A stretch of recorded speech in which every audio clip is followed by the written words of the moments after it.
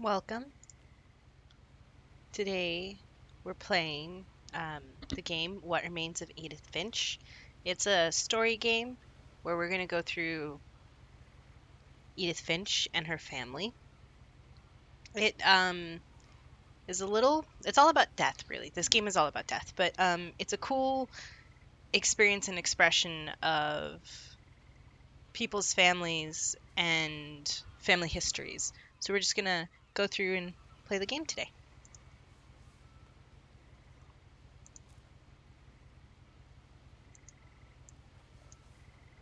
As I figure out the controls. Isn't going to make sense to you, and I'm sorry about that.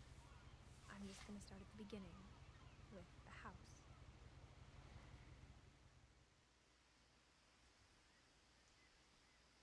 Okay, first and foremost, gonna make sure everybody can hear the dialogue.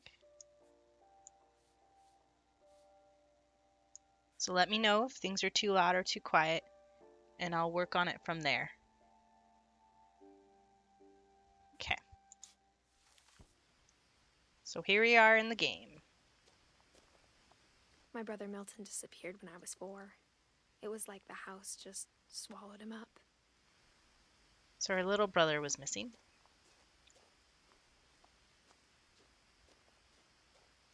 Hi, Space. I'm doing well. How about yourself? I lived here until I was 11, but I wasn't allowed inside half the rooms.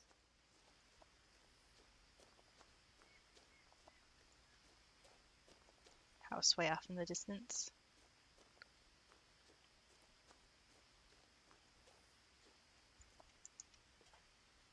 Inside the mailbox were bills from 7 years ago, marked urgent, open immediately. I hadn't been back since my brother Lewis's funeral. Hey, Zam. How are you doing?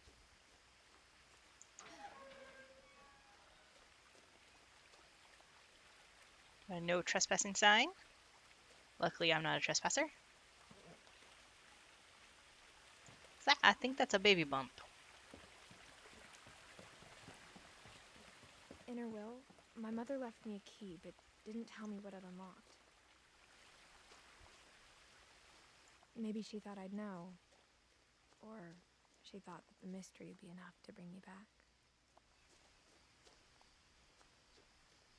Let's see what's this way first.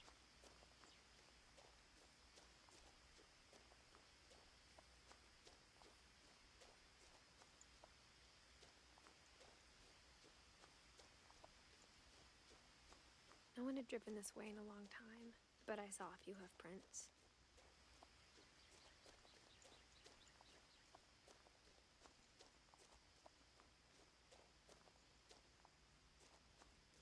We got a deer. This is a pretty game.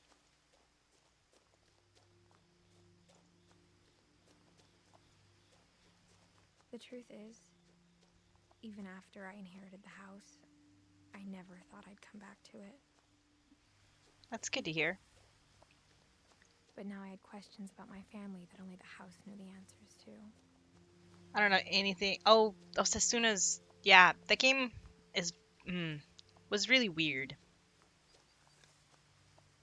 I didn't play it, but I've watched some people play it.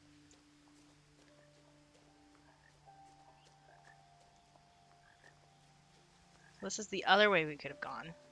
Let's just see if this triggers any other little bites of history. The woods around the house have always been uncomfortably silent. As if they're about to say something, but never do.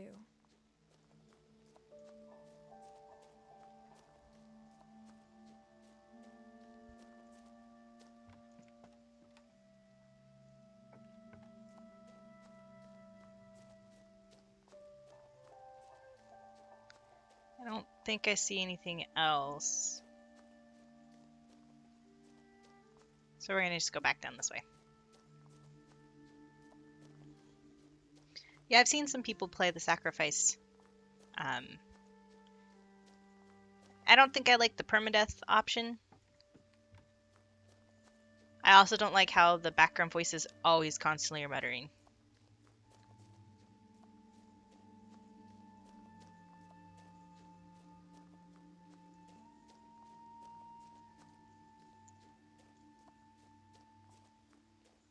It really did feel like it, and to me, it was a little too realistic to be comfortable for me to play the game, so I decided not to play it. The house was exactly like I remembered it, the way I'd been dreaming about it.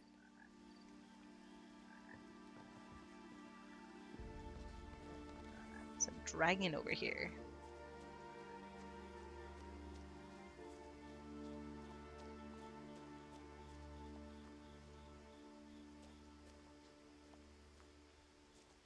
Huh.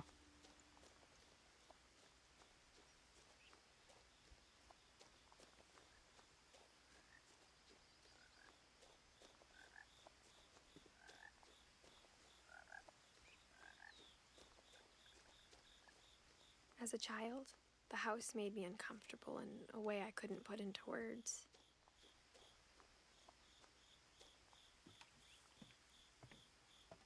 I think I'd be uncomfortable if the house I lived in looked like this. A really weird addition. Now, as a 17-year-old, I knew exactly what those words were. I was afraid of the house. So we got a baby bump at 17. That's that's a thing.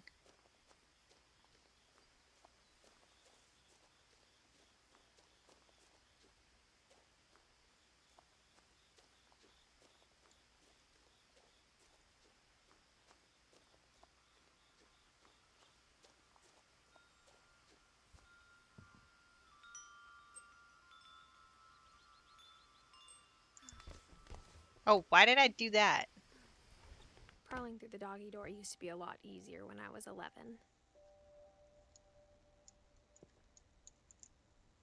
The power had been turned off the night we left. Well,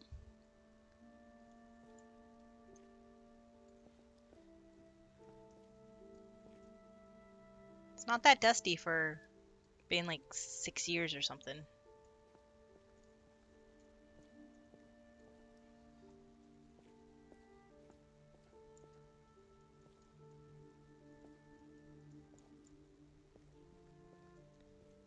For the first time in years,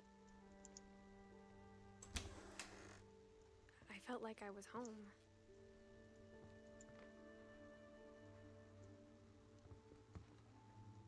But instead of a family, there were just memories of one.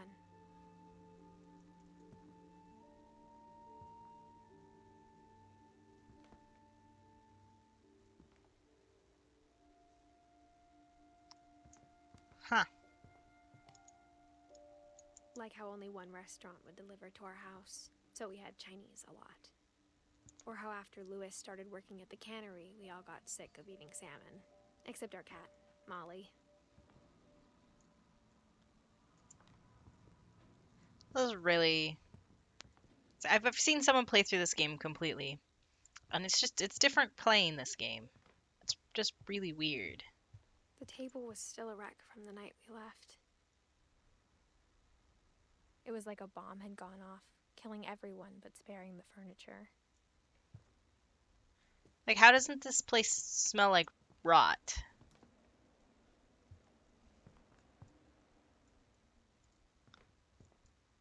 My mom was the only one of us who could imagine Great Grandma Edie living in a nursing home.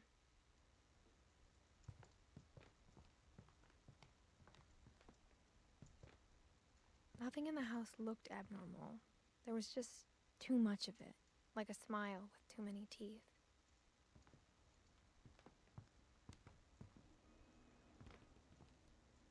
Even the fireplace had a story. Edie told me the bricks came from the original house, after it sank.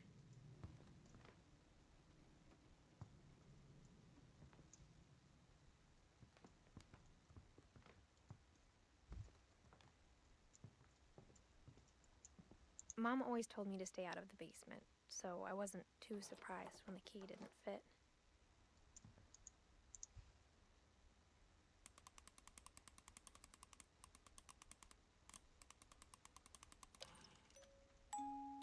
great grandpa Sven built a music box for Barbara, along with the rest of the house.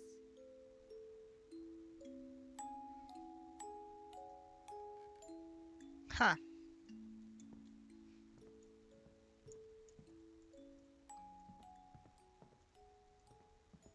My mom wasn't much of an optimist, but she never stopped believing that my brother Milton was alive. A lot of things got left behind in the whirlwind of that last night.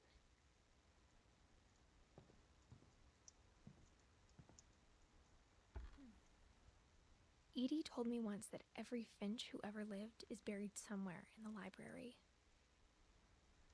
That's like creepy.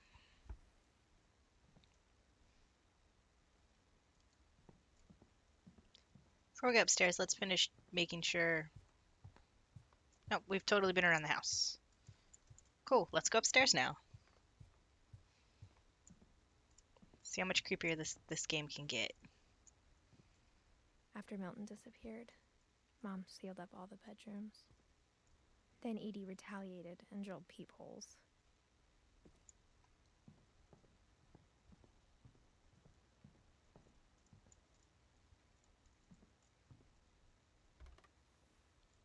Molly always seemed like a girl I could imagine being friends with, if she hadn't died in 1947.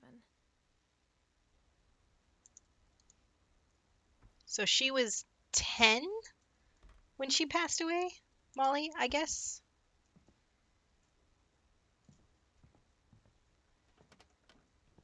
We'll check that room in a second.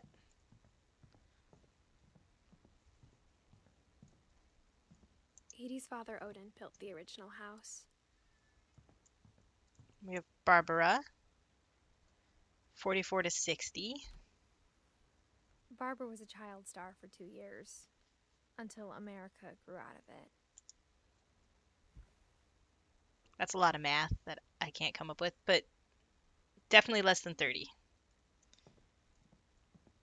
Whenever people ask me about my family, the first thing they always want to know about is Barbara.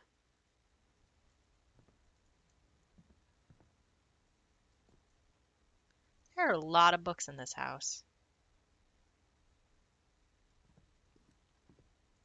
Mom must have locked the third floor stairs on the night we left. Well then. Off to a different room, I guess.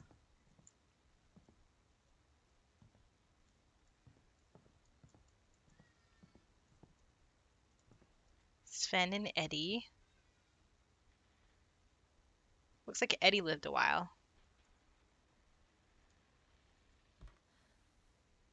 The last time I was in Edith Sr.'s room, I was 10 and she was painting my portrait.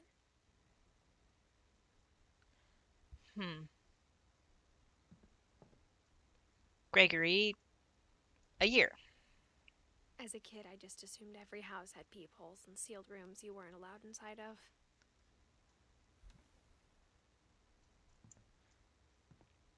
Then we have Calvin and Sam. My Grandpa Sam spent 7 years sharing a room with his dead brother, Calvin. Well, all that's open to us is that blue room, so let's go in there. I spent a lot of time playing in Great Uncle Walter's room. I think my mom sometimes regretted not sealing it up. I mean, it's really pretty. It's a cool idea. Lewis told me there were secret passages, but I never believed him.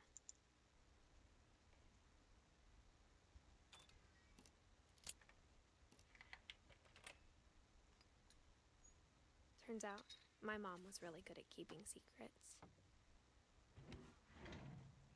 Now it was time to find out what my mom had been afraid of.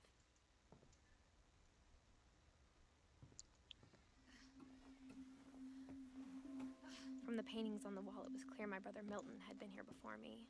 It's Kitty.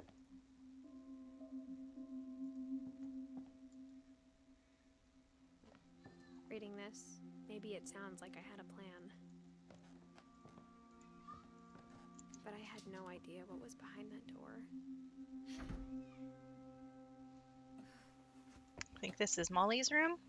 just like I had no idea where all this was gonna lead. Oh, yeah. I grew up looking at Molly's room through the peephole.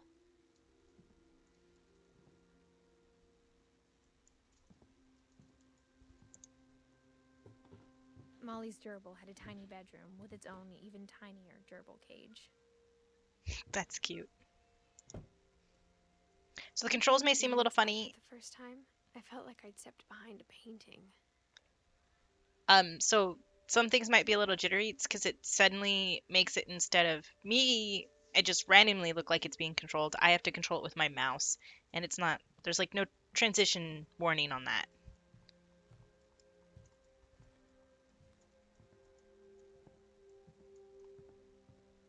Jellyfish.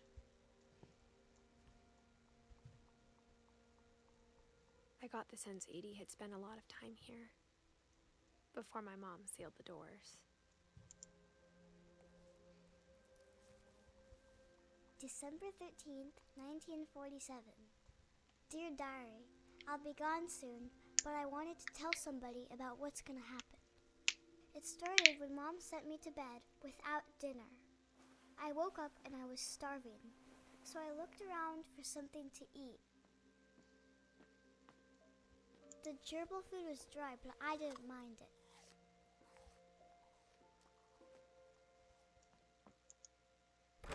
Mom, can I come out now? Sweetheart, it's late. Go to sleep. My Halloween candy was all gone. So we're replaying or relearning what happened to Molly.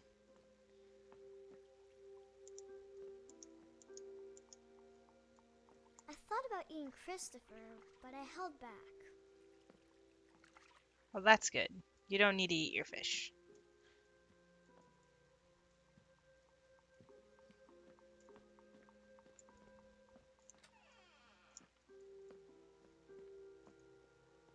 I kept eating and eating.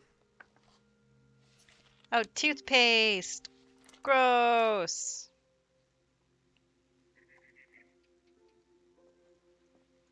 I ate a lot of things that night.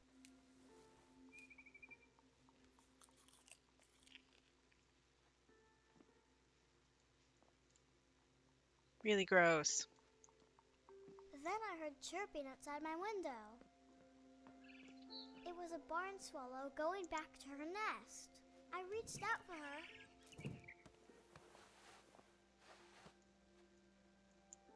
And suddenly,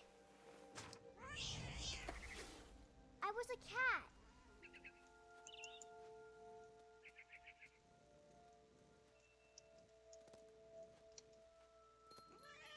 I tried to be quiet, but the bird was really scared.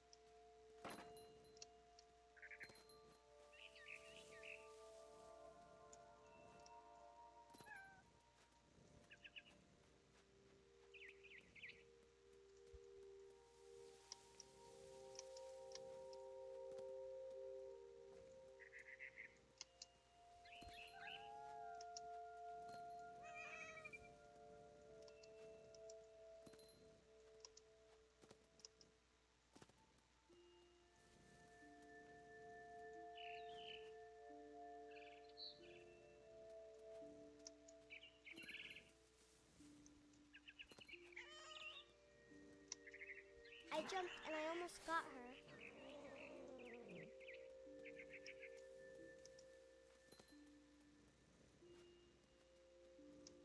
I could tell she was getting really tired. Now I was up in the big tree. I promised Dad I wouldn't climb it anymore. All I cared about was eating that mama bird. I gobbled her up. And suddenly, I was an owl. First, all I heard was the wind. Then I heard little teeth nibbling in the grass.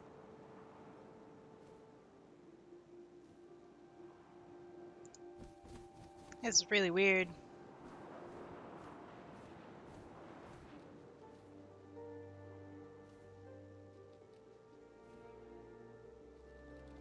Rabbits.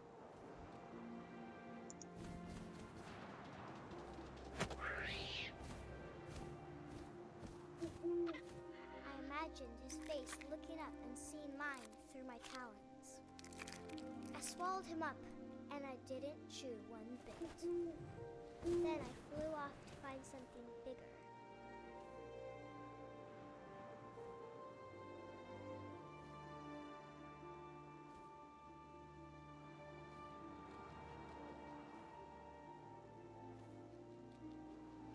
A mama rabbit.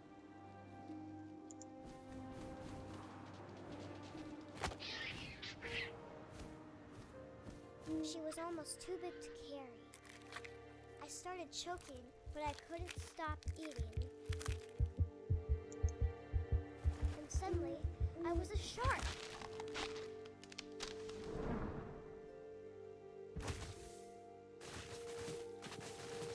What?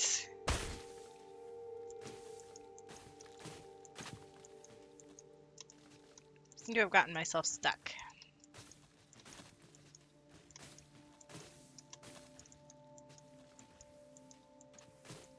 Okay, now we're falling again. This is really weird. I rolled off a cliff and into the ocean. Now, I was hungrier than ever.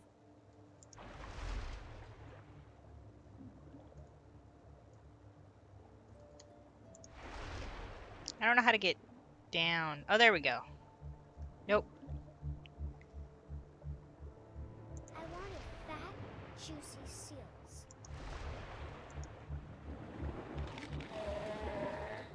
I tore off her flipper, and it tasted really good. Well, that's a thing.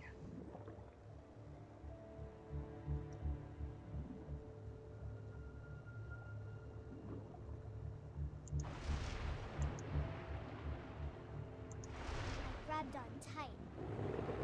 When I was so hungry, I jumped out of the water. When I opened my Oh! eyes, everything had changed. Gross. Gross. I have tentacles? Now I was a monster, and I smelled people everywhere.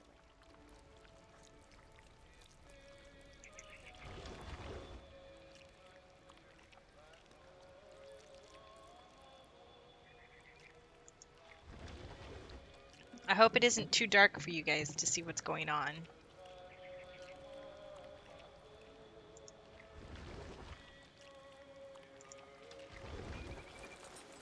I was big, and I moved real quiet.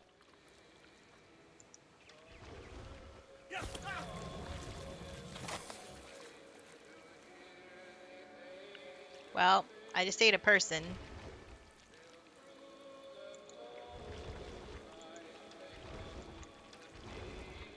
I wanted to stop, but also I didn't.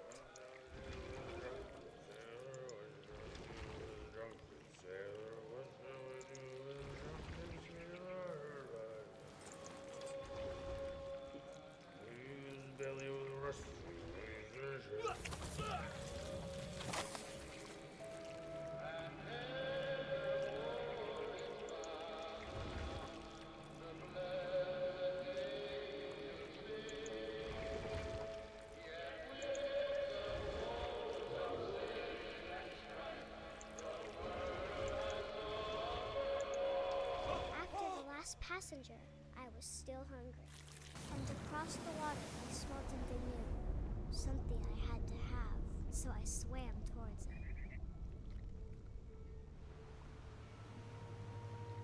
The imagination of I this little slithered girl into the sand, and the good smell went into an old pipe. is very strong. Or it could be drug hallucinations from eating the berries and the toothpaste.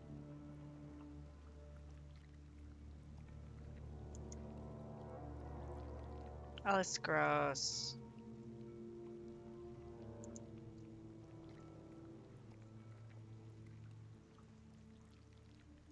I got closer and closer.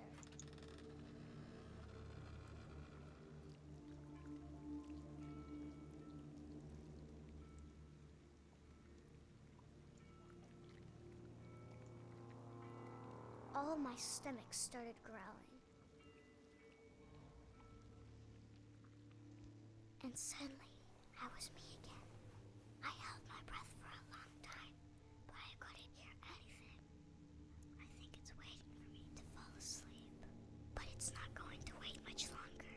It needs to be, and we both know I will be delicious.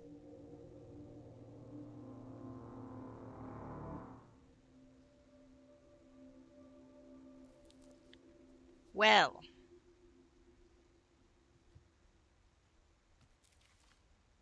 how about them apples? I'm not sure if I believed all of that, but I'm sure Edie would have.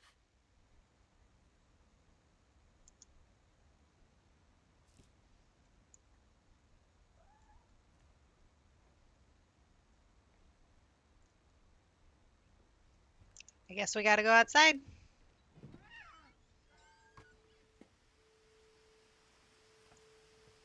This will be obvious later, but my mom never told me any of these stories. Edie would have, but Mom didn't like bringing up the past. Though, when we adopted a stray kitten, she was the one who named it Molly. I spent a lot of time in Great Grandma Edie's room. We got along, and it was a good place to hide from my mom. That's cool, all the little hand things. Louis died a week before we left, but Edie had already started to memorialize him. Wow. Pretty good artist then. Edie knit me a new pair of gloves every year, just in time to replace the old ones. Edie gave a big interview about a mole man living under the Finch house. My mom was furious. I hadn't thought of myself as Edith Jr. for a long, long time. One summer, they evacuated the island, but Edie refused to go. For a few weeks, she was a celebrity. Built 1937 by Sven When Edie told Finch. people Sven was killed by a dragon, she could also have said he was building a dragon-shaped slide that collapsed. She could have, but she didn't. That's sad. Even in her 90s, sometimes Edie seemed a lot younger than my mother. We're not gonna go out the door just yet. Her room was like a museum. For 500 years, the Finches have been famous throughout Norway for their fortune and misfortune. Odin Finch buries the latest victims of the family curse, his wife Ingeborg and their newborn son, Johan.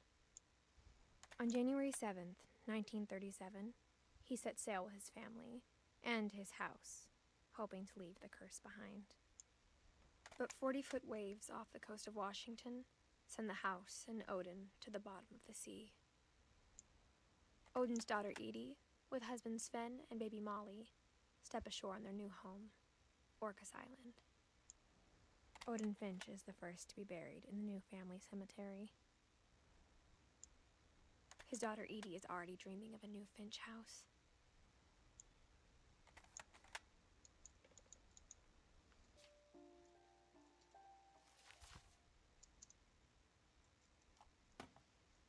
Cool. We learn more about Whatever's wrong Odin. with this family, it goes back a long ways.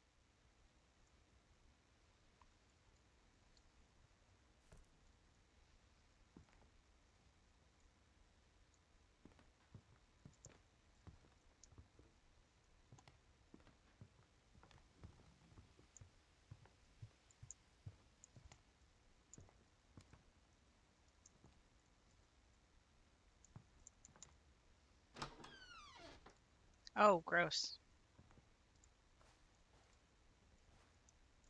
The only trace Grandpa Sam's first wife Kay left on the house was the pink bathroom.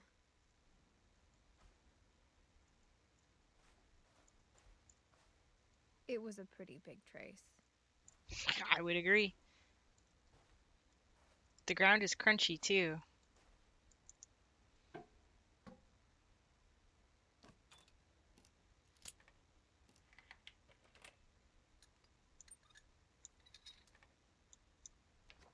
There's a secret in this bathroom. It's in the last place you would look. It isn't in the cupboard. It's hidden in this book.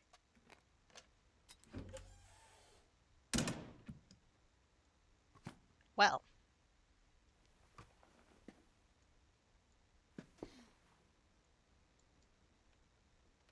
Sven gave Sam an old camera he'd refurbished.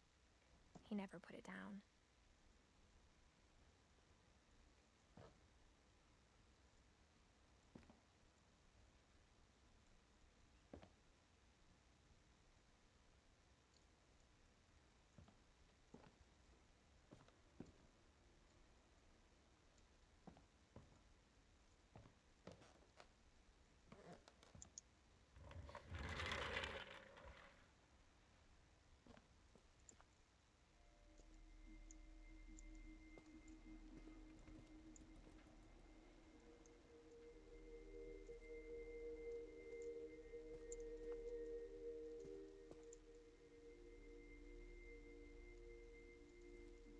I knew Grandpa Sam had a twin.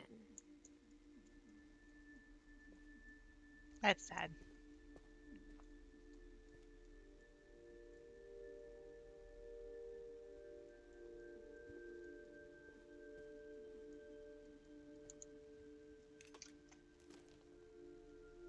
And that he never talked about him.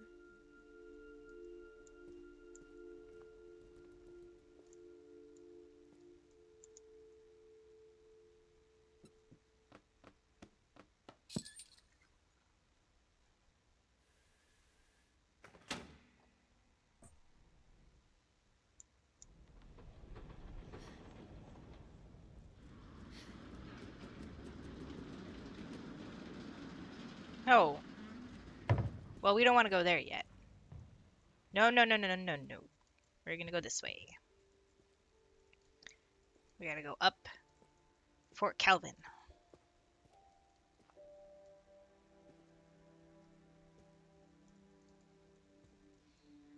I guess my grandpa didn't like history any more than my mom did.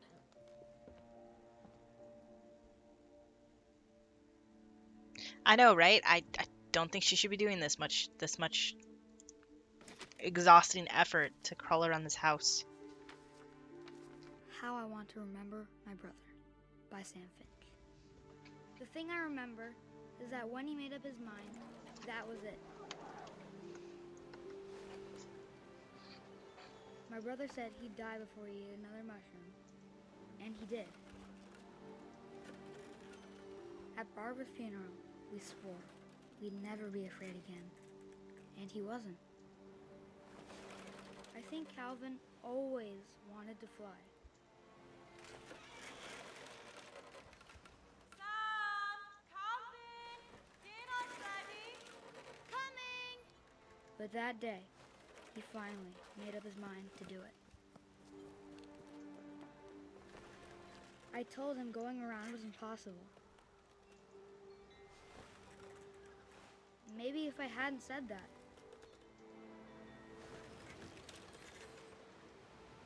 Calvin! I'm not gonna tell you again! maybe if the wind hadn't picked up, then maybe he'd still be here. But I doubt it. I think he'd already made up his mind. That's what I want to remember about my brother.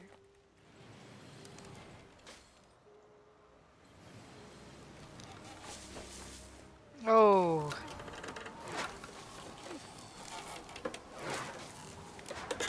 The day he made up his mind to fly. And he did.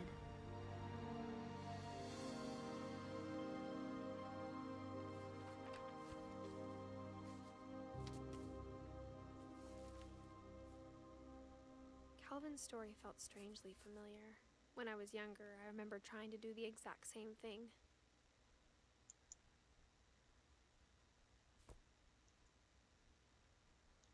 well.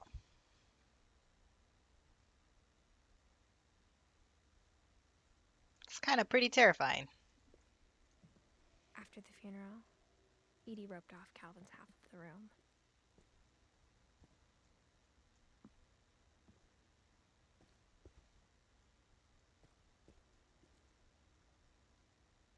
It's like he was a Marine, liked photography,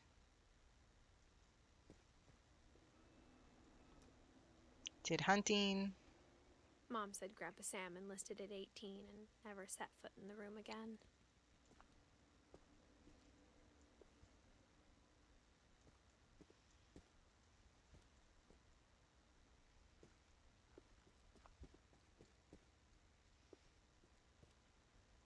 Their history The is passages were a pretty tight fit. pretty They'd dark. obviously been built for smaller hands and bellies.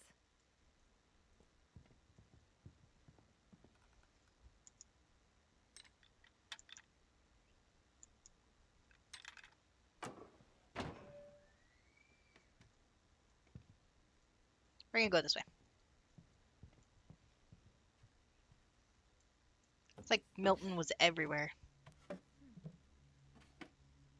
Growing up, I always thought of Barbara as a child star.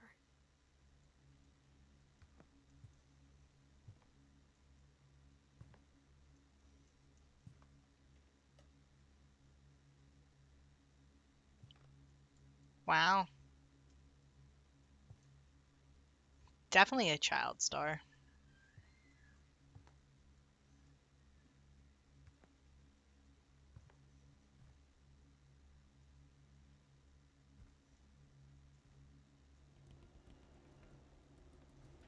I never thought about how hard it must have been for her afterwards.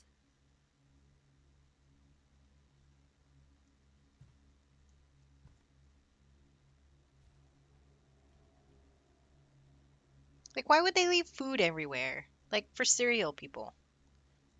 It's not how this works.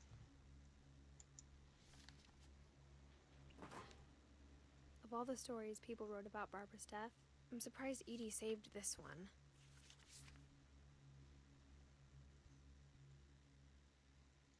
Old Jack here with another ghastly tale inspired by America's most unfortunate family. I'm calling it The Surprise Ending of Barbara Finch. As a child star, Barbara was famous for her scream. Now at 16, she was all washed up. A has-been. But in a lucky break, she'd been asked to perform her signature scream at a local convention for monster movie fans. It was just the boost her career needed. Unfortunately, her scream hadn't aged well. Getting better. I think you just need the right motivation. Her biggest fan and current boyfriend, Rick, was about to demonstrate when... Now that was a great scream. It was Barbara's father, Sven. He'd slipped into a table saw and had to be rushed to the emergency room. So Barbara got stuck babysitting her youngest brother, Walter. Her convention comeback was cancelled. Okay, I'm hearing frustration, but I'm not hearing terror. What if I tried... A gang of hoodlums in Halloween masks have been terrorizing Orcas Island tonight. Police are urging residents to... That came from the basement. You're right! Also, I loved your delivery on that. Why is your basement door locked? Because my dad likes making puzzles and secret passages. There's a key hidden in the music box. The secret is to keep winding and winding until finally the key pops out. Thanks, babe. I'll be back in a sec. 20 minutes later, Rick hadn't returned. So Barbara went to look for him, right on cue. She reached for the music box.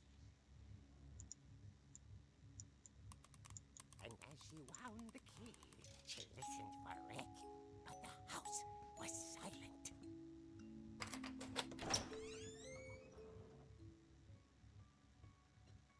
I'm not really about this. I don't enjoy scary stuff.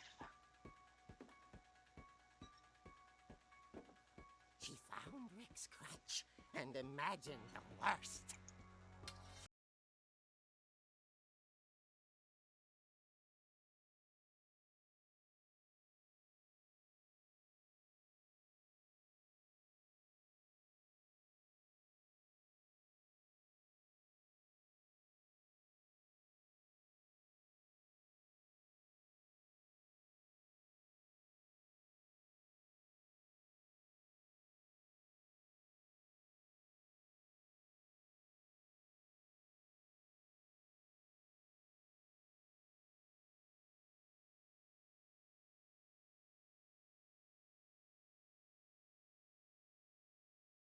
Lost his hand or some fingers.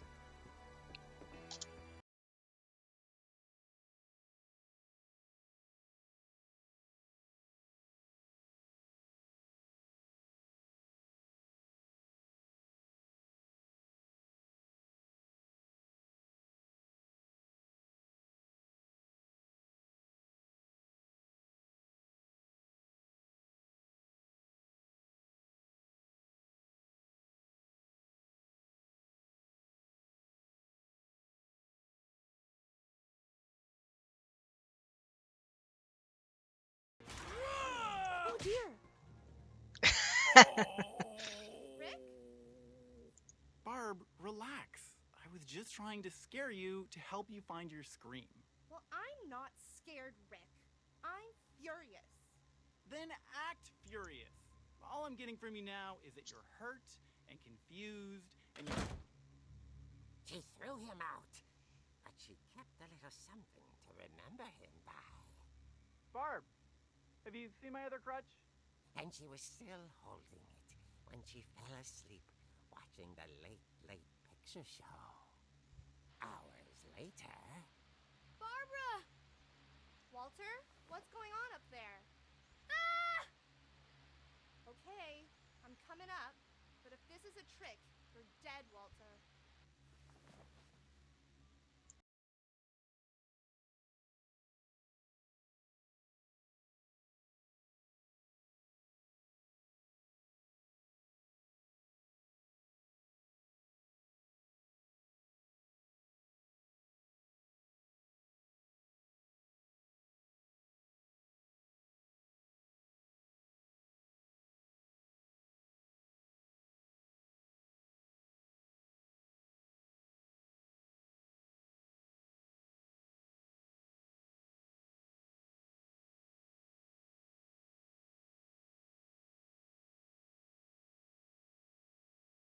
Bedside radio was still on.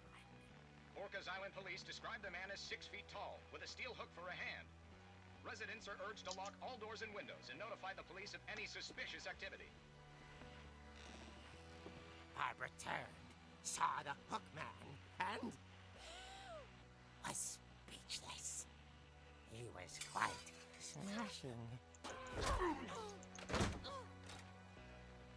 And there he was.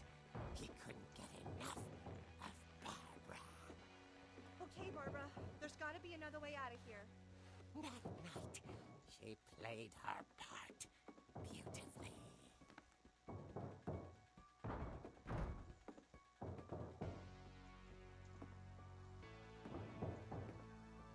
Molly's door hadn't been opened in years.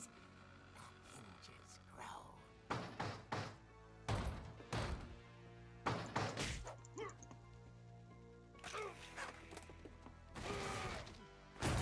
He wasn't moving, but she sensed the story might not be over yet.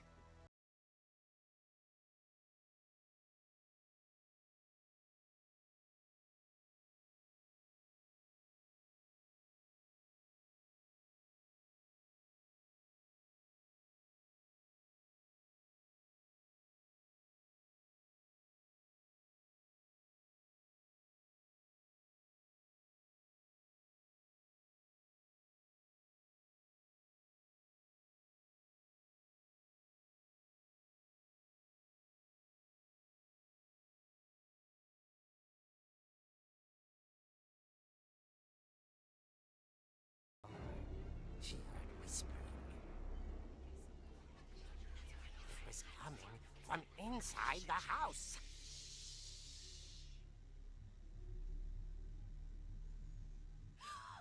Oh dear.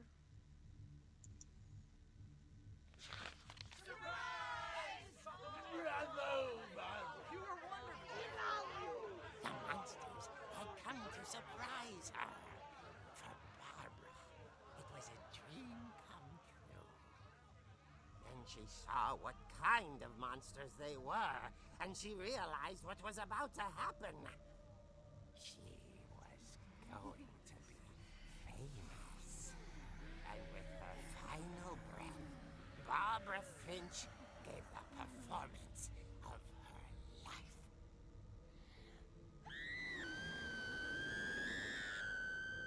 I wasn't there myself, but I hear Barbara was magnificent. Poor girl. She had a taste for stardom. But unfortunately, so did her fans. Of course, the police blamed it all on poor Rick, who disappeared the same night. And little Walter? Hiding under his bed the whole time. He took it all pretty hard, but that's another story. As for Barbara, tucked inside the music box is all they ever found of her. Her ear. Now that's what I call a real eerie tale.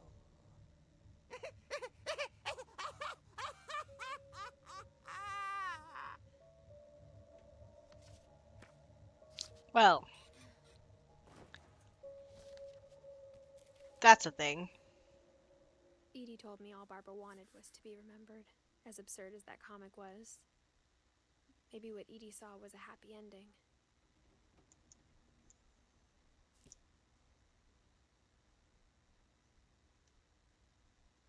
That's sad.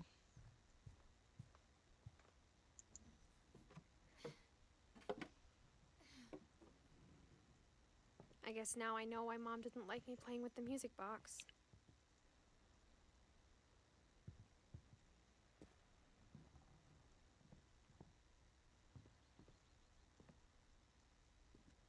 Well, now where do we go?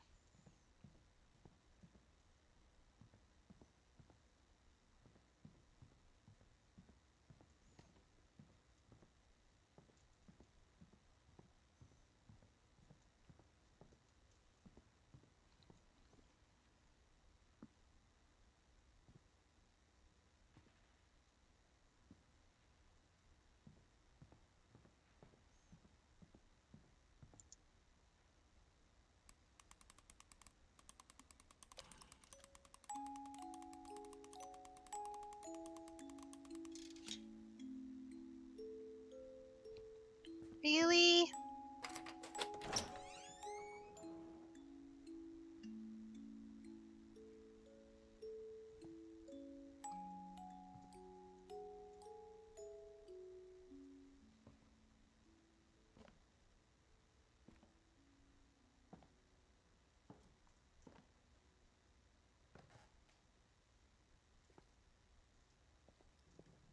See, the basement is still not finished.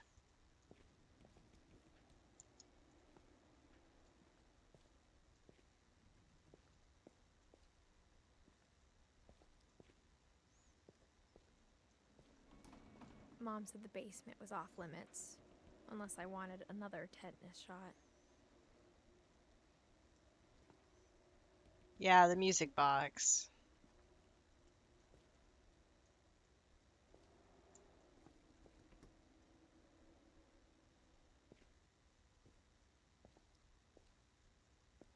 I hope that's not the same table. I saw Edie sneak down to the basement once, carrying packages.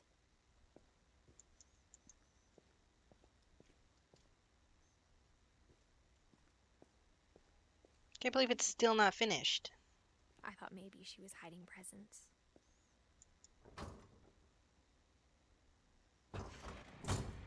It turned out she was hiding a lot more than that.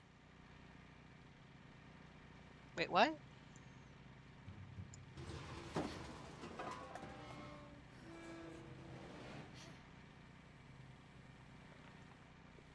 remember asking Mom once about where Walter had gone.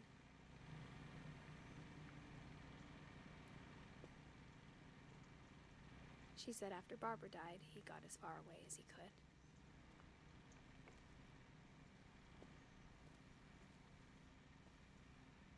If there's a pattern in all these stories, Jiggle Farms Concord grape jelly. Got pea soup, extra crispy cereal, peanut butter, ketchup, water, beans. I think it's that none of us has gotten very far. Oh wow. Shower slash bathroom. Walter. Some trains.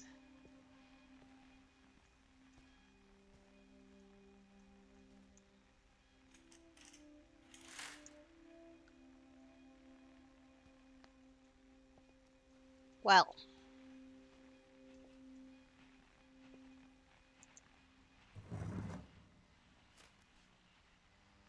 Goodbye, everyone. I can't believe I've been down here for 30 years. On that first day, after the shaking started, I didn't think I'd survive a week.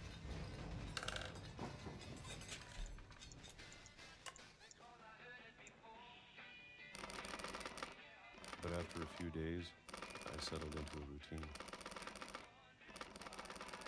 That's what kept me sane.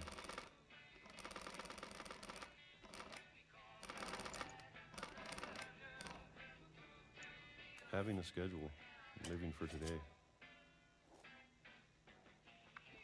I always expected to be dead tomorrow. But if you wait long enough, you get used to anything.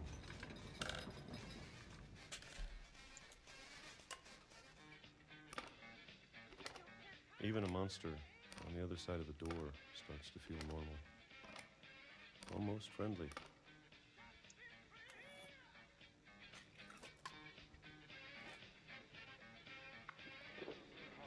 And then one day, everything just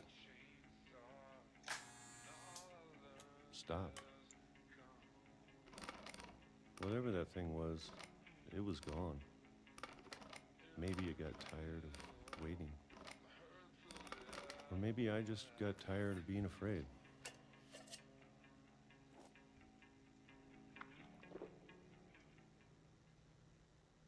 It's been a week now, the longest in 30 years. I'm done waiting. I have to leave while I still can.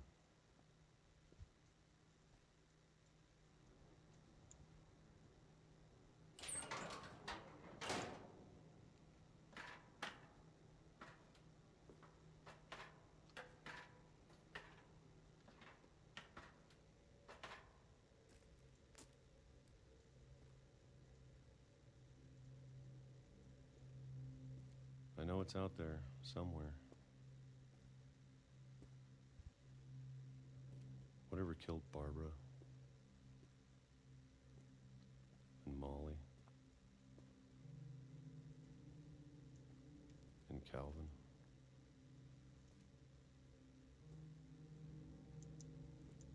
Maybe this is all a mistake.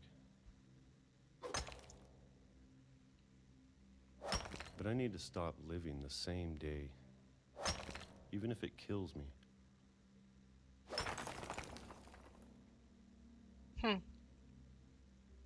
Whatever's out there, I want you to know I'm ready for it. I'm going to appreciate all of it, especially the food. I don't mind if I only have a year left. Or a month. Or a single week. I'd be happy with one new day. I can already imagine the sun on my face. Well, that's a thing.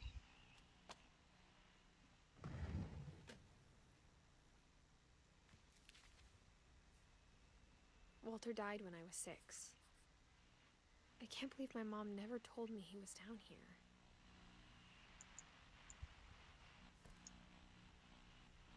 I'm sure my mom was trying to protect me.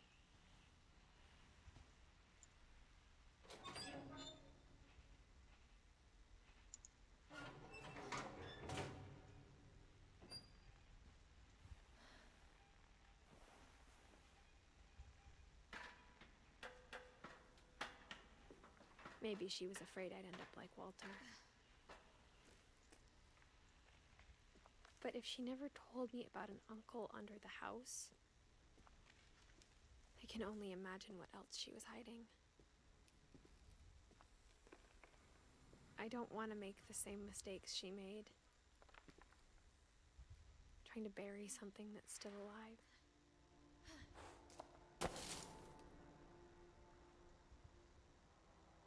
Now that there's only one of us left, or maybe two, I thought it was time I heard the stories for myself Yeah, and found out what happened to everyone else. this is pretty rough. But now I'm worried the stories themselves might be the problem. Maybe we believed so much in a family curse, we made it real.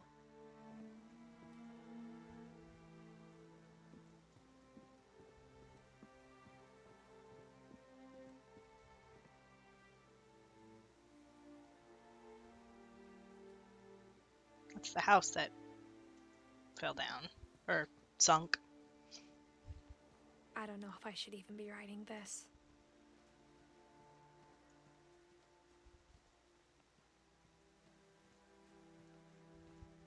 Maybe it'd be better if all this just died with me.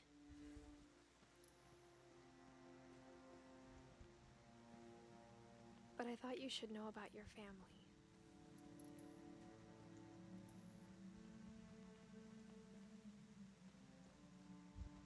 And the history you're a part of.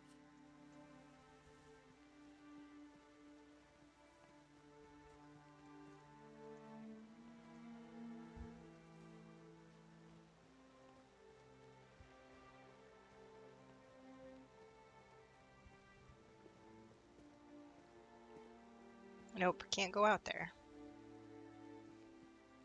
So we're gonna go up the stairs. Though to be honest, I feel as lost as you probably do right now.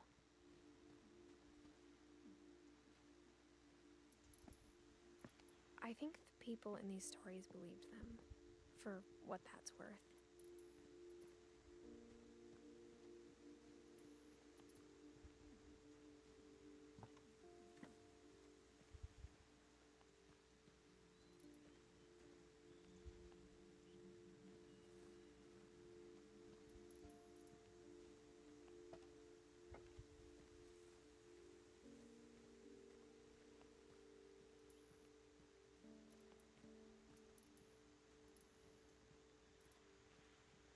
Let's check the end of the dock.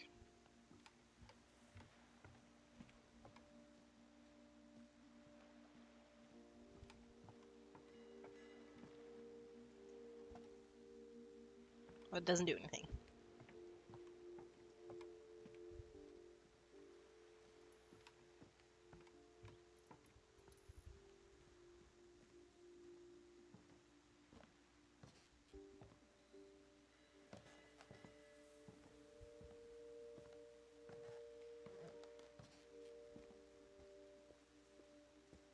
And when you look at the house, that history of imagination and stubbornness and madness, any of it seems possible.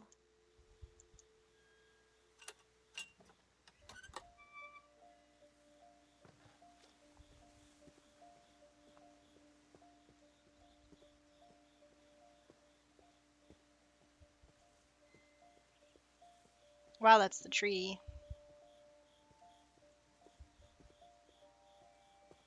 Where Calvin I launched think himself we've off. been surrounded by death for so long, we've just gotten used to it. What kind of family finishes building a cemetery before starting the house?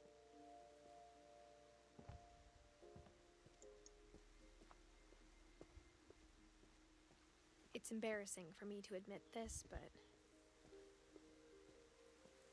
the pet cemetery made me more uncomfortable than the human one. 3 of the gerbils were mine, and 2 had been my fault. Oh no.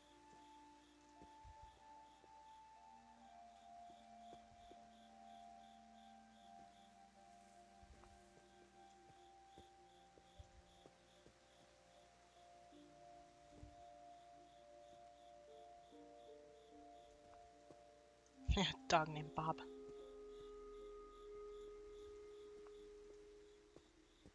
Sven built the house, but it was Edie who designed the cemetery.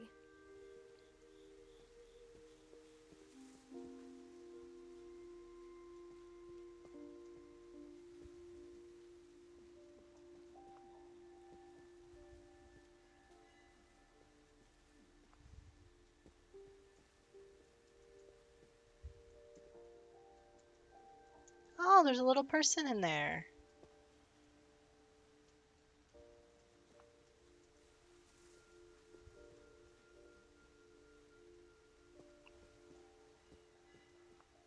I'm sure Odin's monument had been Edie's idea. My mom was always trying to move on, but for Edie, the past never went away.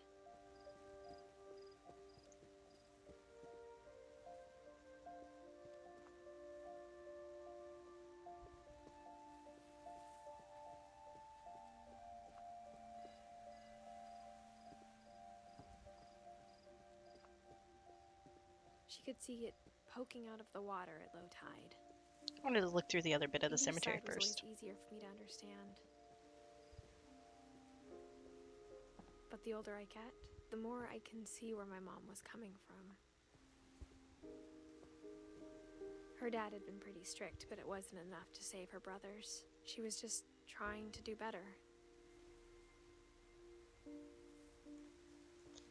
Wow. She lost 2 of her brothers, just like I did. I get why she tried so hard to protect us.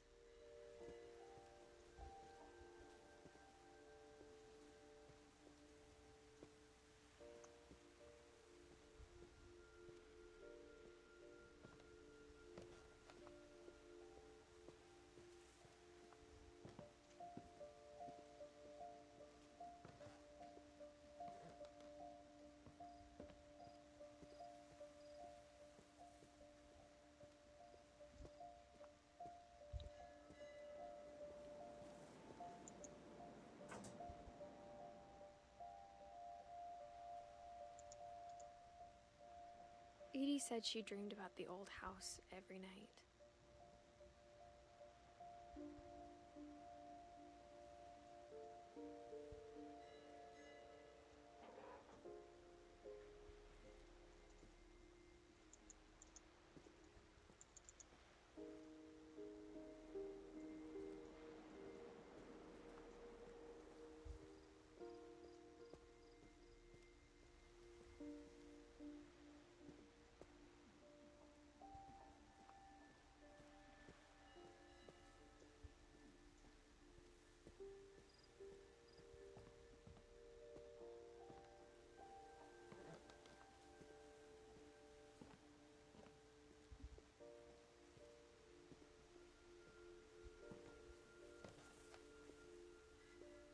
We never found Milton's body, so my mom insisted we were putting up a monument, not a tombstone.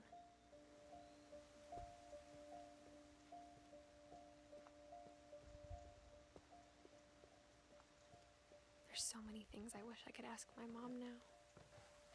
Part of me thinks this is what she wanted all along. For me to come back someday and find everything out for myself.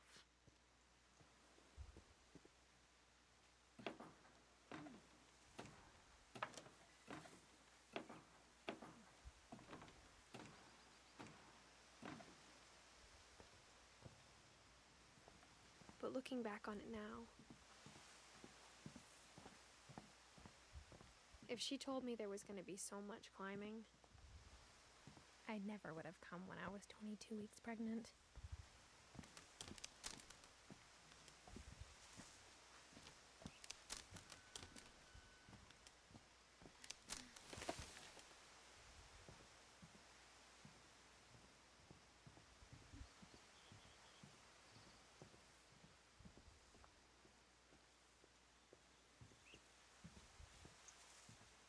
Oh, ladder's over there.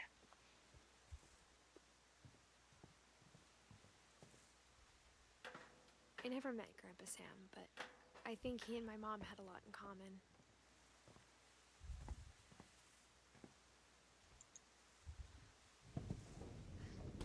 They were both pretty intense.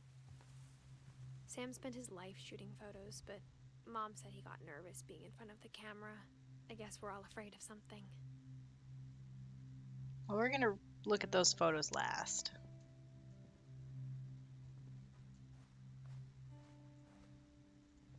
Instead of hiding from death, Sam seemed to go out of his way to meet it.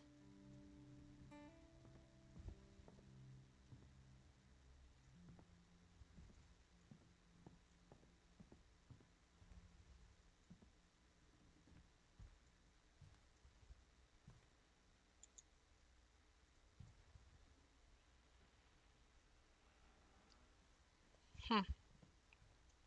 Remember, Kay was the ex-wife of Sam's, I think.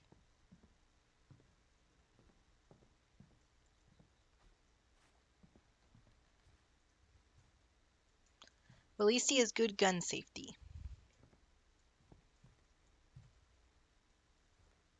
That's good.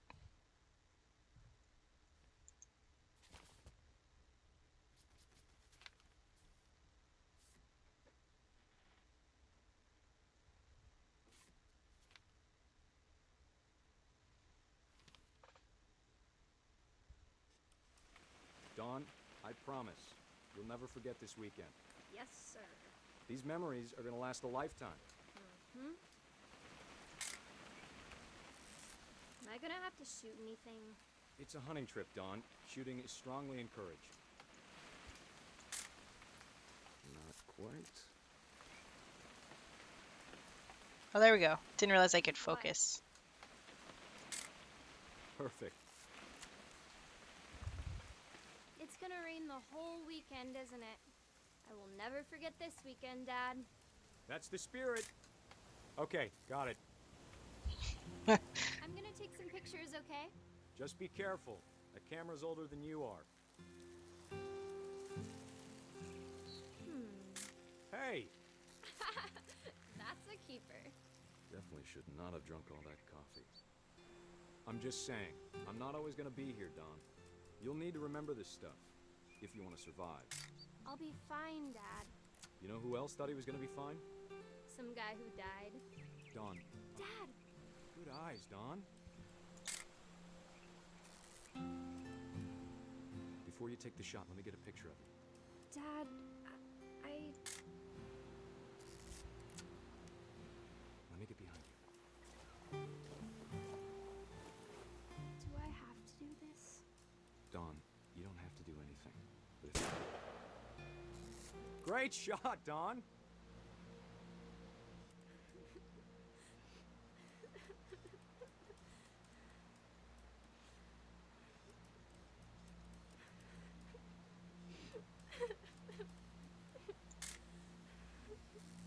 I'm proud of you, Dawn. Always remember that, okay?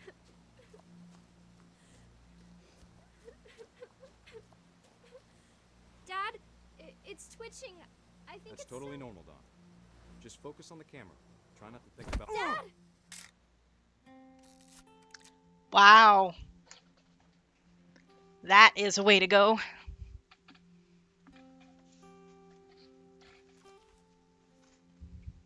Of all these stories, that's the one I wish most that my mom had told me.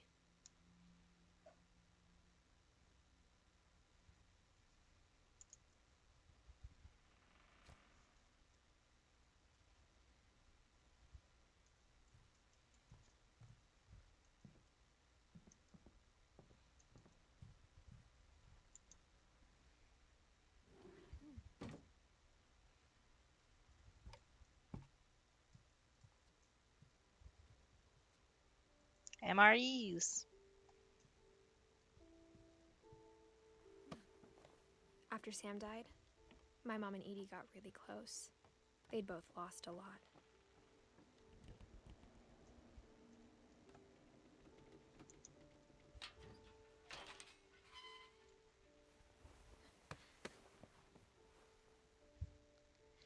Yeah, that was crazy. I don't think I let enough time for the thing to talk. Dear Kay, do you remember the way Gregory used to laugh when he thought he was alone? Like something funny was happening, but only he could see it. So, forewarning, I think he this saw is things not the rest of us good, don't. just so you know.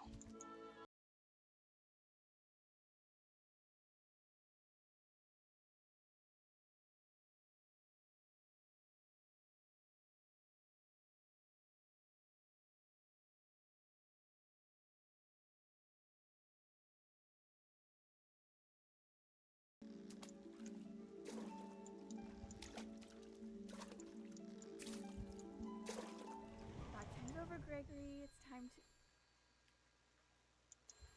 Hold on, sweetie. Hello?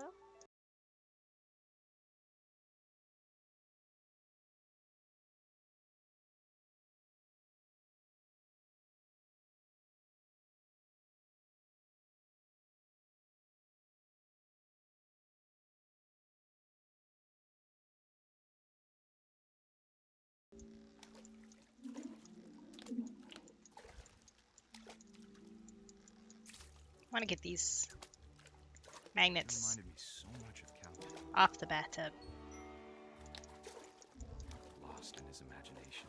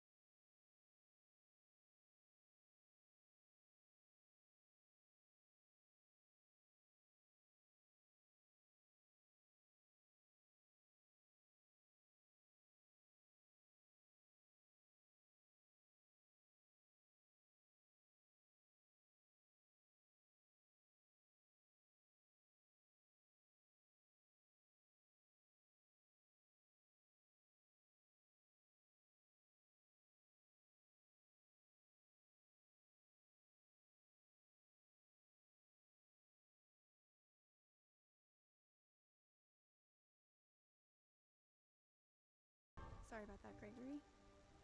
I know you did everything you could.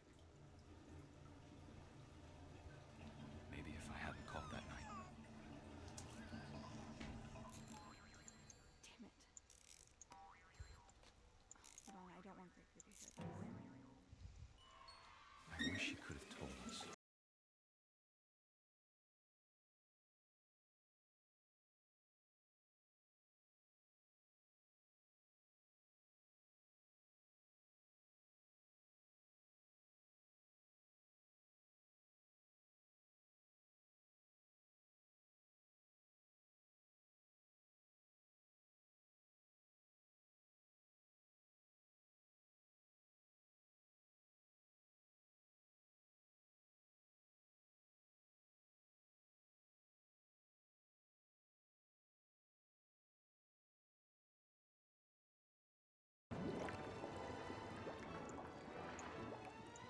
I'm sure he's happy. And he'd want you to be happy too. Good luck, Kay. Love, Sam.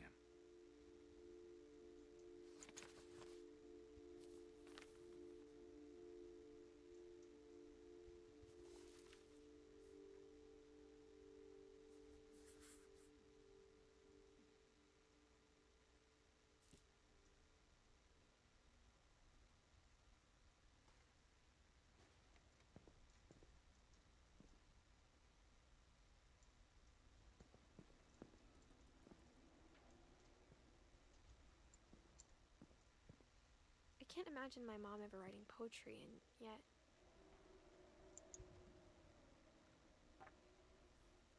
A poem for Gus, who always said the wedding was a bad idea. Our father never hit us kids, at least not very hard, before the day my brother said with teenage disregard that he'd be dead before he'd see a wedding in our yard.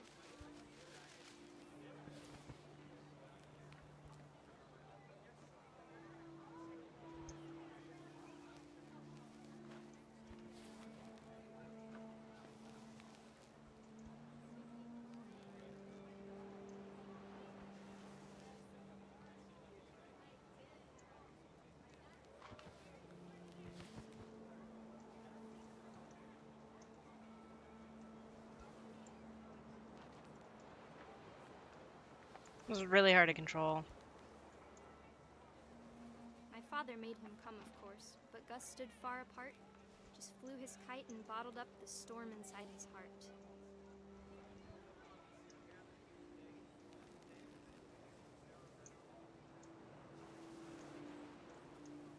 I tried to talk him out of it, but though he'd never met her, we don't need a stepmom were the words that I now remember. pronounce you husband and wife. You may kiss the bride.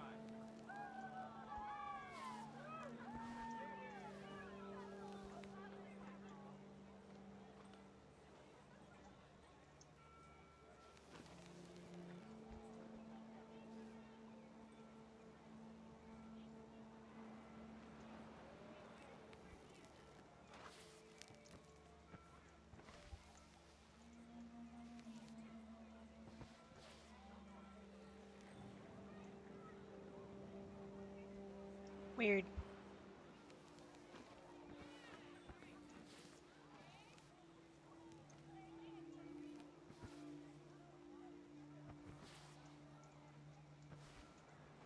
I don't know what I'm supposed to do next.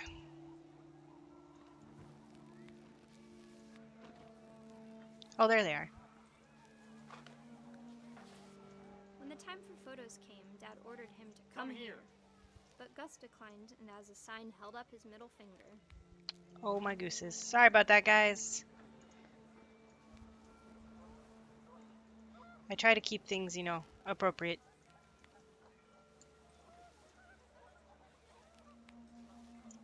The wind picked up and panicked geese appeared and quickly went. But all the humans did that day was go inside the tent.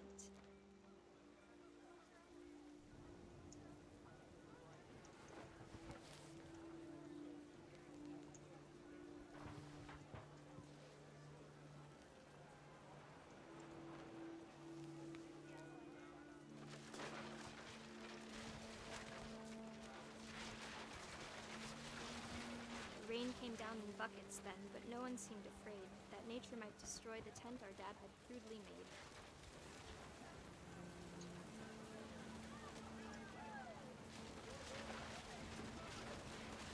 The thunder sounded much too close and full of angry power. But all my father said to this was, "Make the music louder."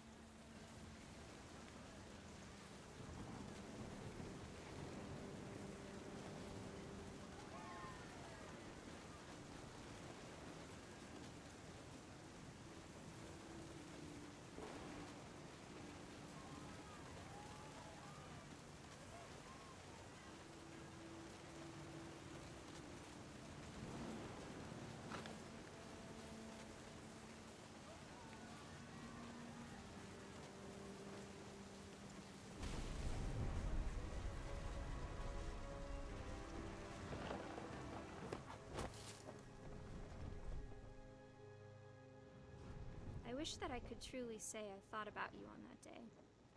Out there on the beach alone, just you, the wind, the sea, and foam. But I didn't. It is one crazy Kate. Until we found you.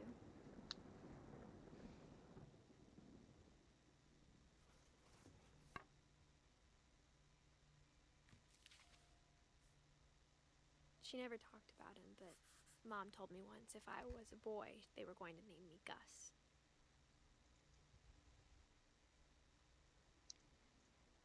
Wow. He struck by lightning or something like that?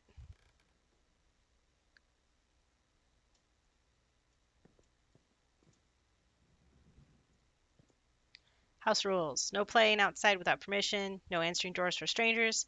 No messes after dark. All chores before dark. Respect others. An emergency evacuation plan. And light switches for each one of the children. This is more regimental than a child needs, I think. Raise flag at 7:30. Breakfast at 8. Quiet time at 11 p.m. Greg, be a baby. That's actually kind of funny.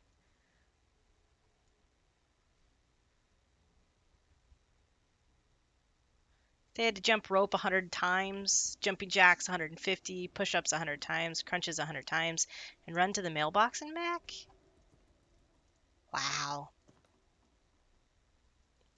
That is not a childhood I'd want. My mom moved up to the loft after her brothers died. At the time, it was as far away as she could get.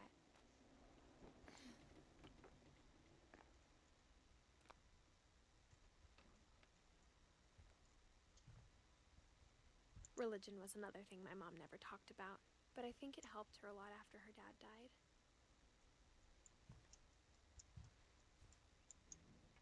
My mom moved to India a week after graduation and got a job teaching English. She spent a summer building houses in Calcutta, where she met my dad, Sanjay.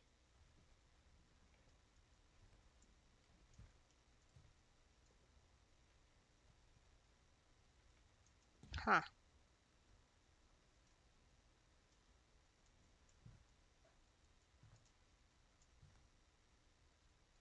Cool. Louis was born a year later.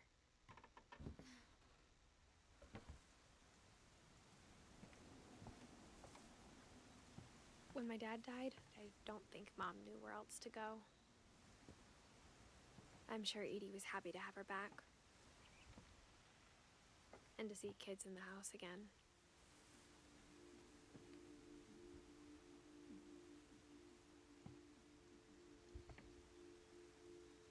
They're very ripped for children. The house had to get a little bigger, but Edie was used to that.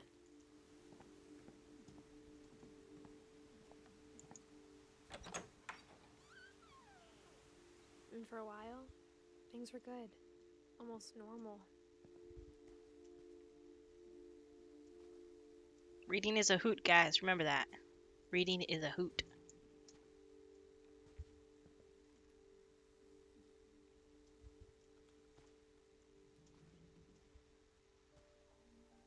But it didn't last.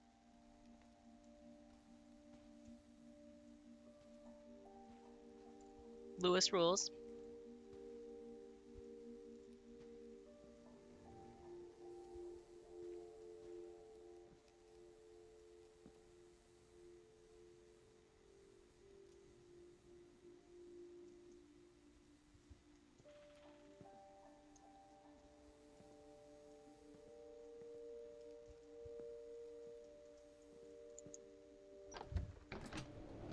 The beginning of the end. I've was never seen that Milton's poster 10th before. birthday, when Edie gave him a castle. What? Milton got a castle? After Milton disappeared, the only thing he left behind was a room full of paintings. So this next part, these guys made a game before this one, which was like about a world that was white and you had to paint it to like find out puzzles and stuff, which is really cool. So that's what this next little section here is like. It draws off of the things they've learned in that game.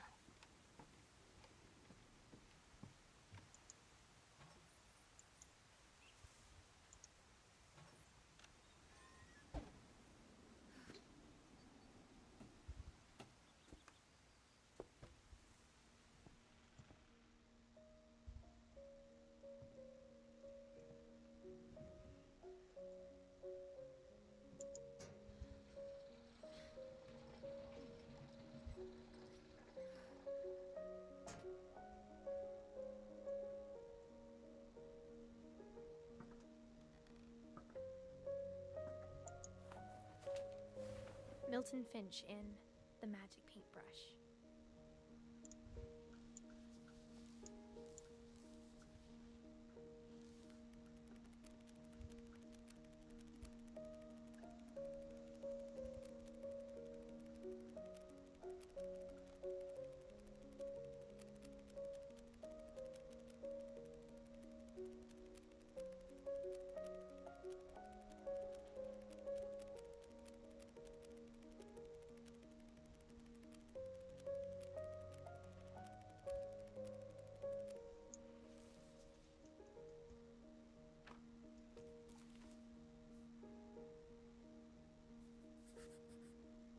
was 4 when Milton disappeared.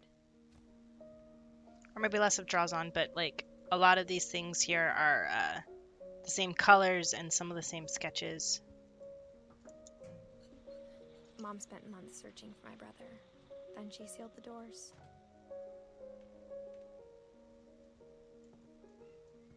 Like that's some of the levels there. It's pretty cool.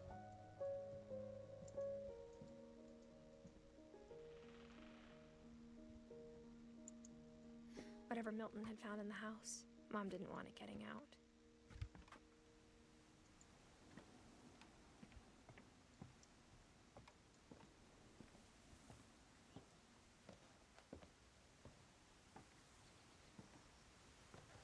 Mom definitely blamed Edie, but I think Louis blamed himself. After he graduated, he just spent more and more time in his room, until Mom got him a job at the cannery.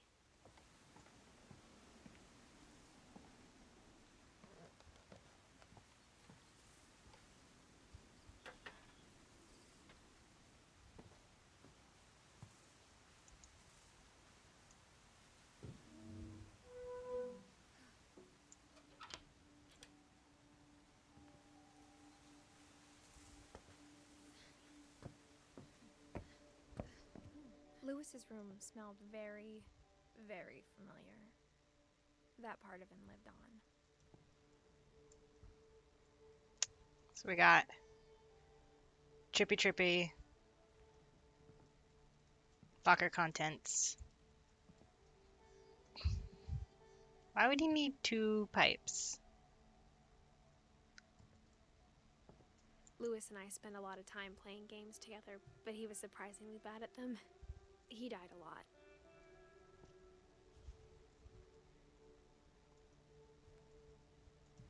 I feel like they decided to go heavy in the stereotypes here. Like, very heavy. No, I haven't played the Swan game. I've seen people play it.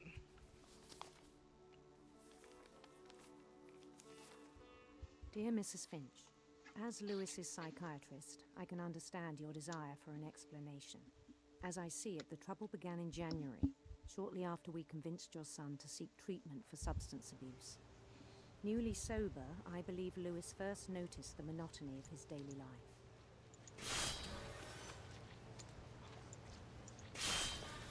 So I have to He kept control this, working at the guys. cannery, but he withdrew part of himself. In our sessions, I saw the same behavior. His mind began to wander. So I'm controlling both sides here. One with the mouse and one with WSAD.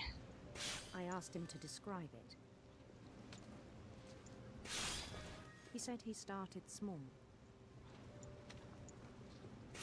imagining a labyrinth.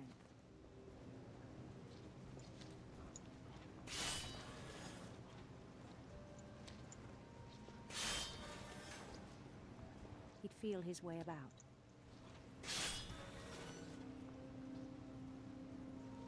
Then something moved. Bats. And toads.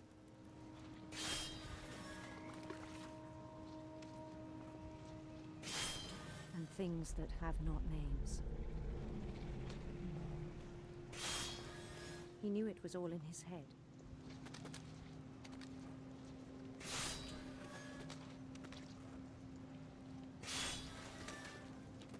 But he took it very seriously. I had hoped he'd find himself.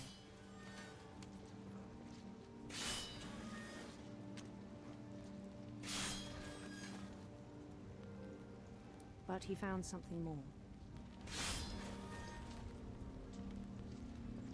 I worried about him then, daydreaming at the cannery. I spoke with his boss. But he said Lewis had become a model employee. Methodical, tireless, focused. Like a whole new Lewis. So I let him go on.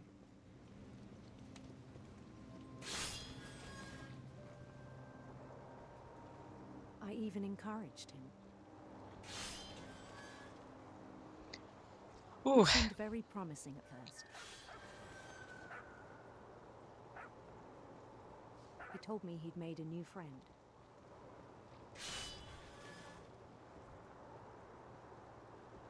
On the edge of a city he named Louis Topia. He built the city up slowly, brick by brick. Then he made musicians.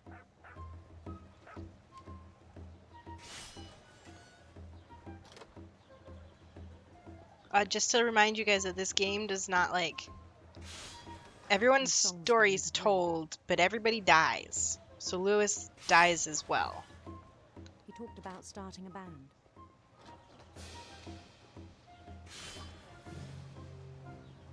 And he was always humming something.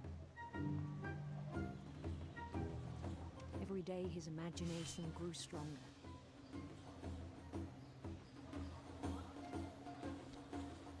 He no longer spoke at the cannery. But his chopping was as reliable as ever.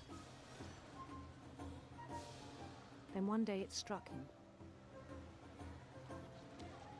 that all the cheering crowds, even the stones under his feet, were all in his Pretty imagination. much. So he could do whatever he wished.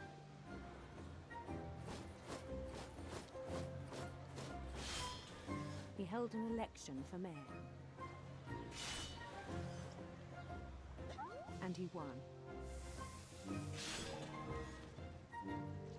They begged him to stay, but his mind was already wandering.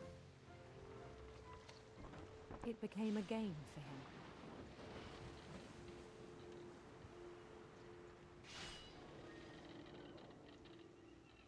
He'd conquer a city, then immediately push on.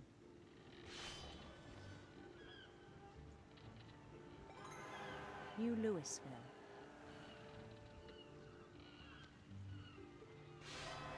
St. Louis. He started drifting away from our reality.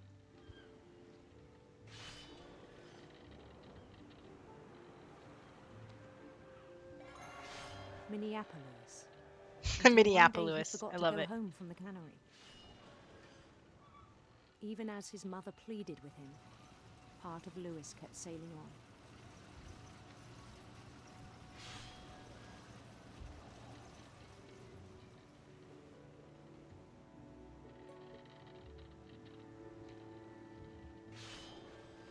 In Louisburg, he heard rumors of a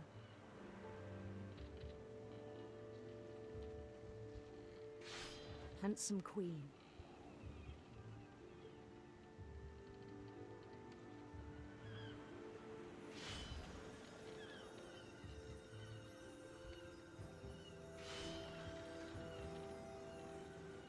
The queen was on her own quest for Always has to be radiant rainbows, guys, because I love rainbows. radiant rainbows.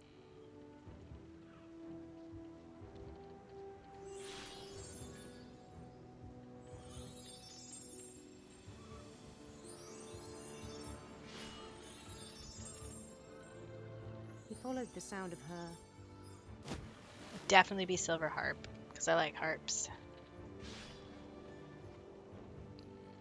silver harp.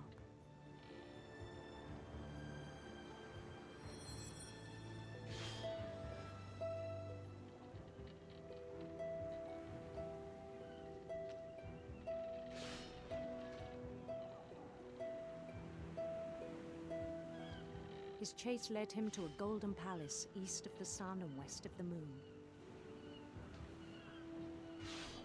Even then, his logic remained sound.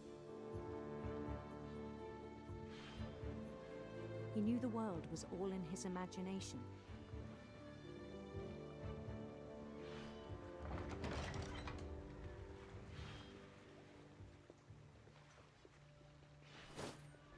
But he was so proud of having created it.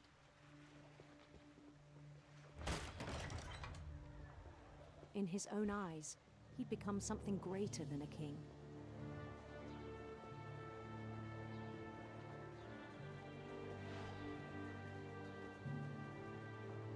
someone who'd never known success in the real world, I think it was overwhelming.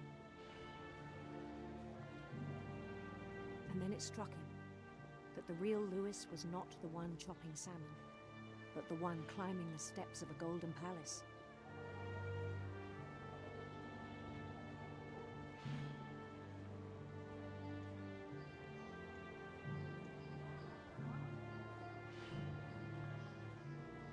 My imagination is as real as my body, he told me.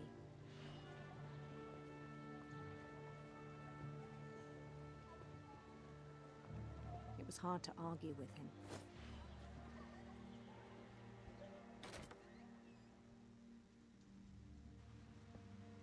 So the guys, it's about to get somewhat graphic. So if you do not want to see this next part, I would suggest not watching.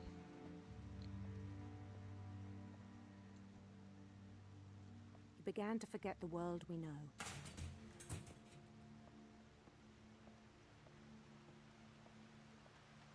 I think it pained him to remember Lewis, the cannery worker.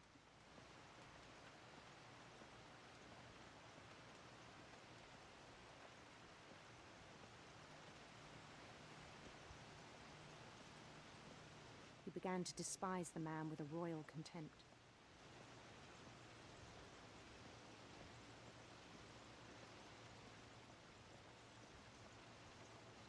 I still thought I could save him.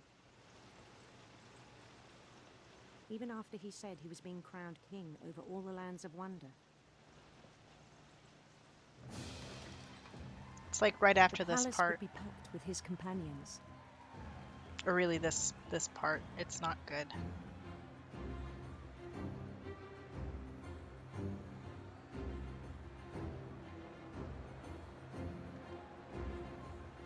Including the wise Calico who'd insisted on inviting him. Kitty!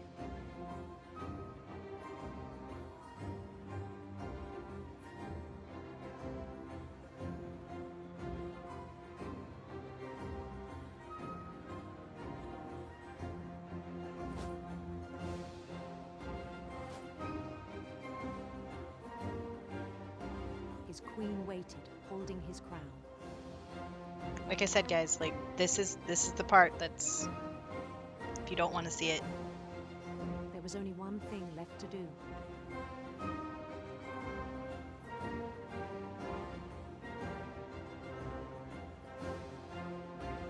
Bend down his head.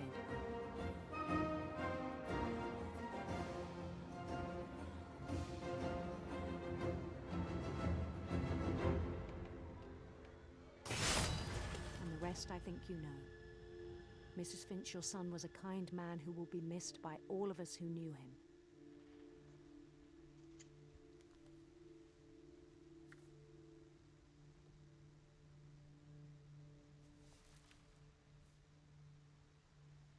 My brother was really cool. I wish you could have met him.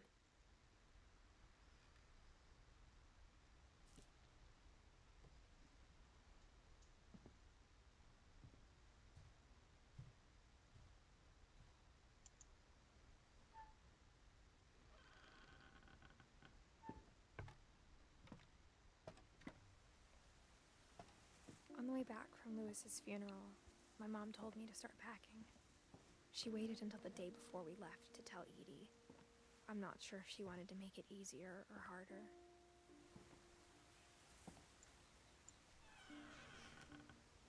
I wish we'd stayed.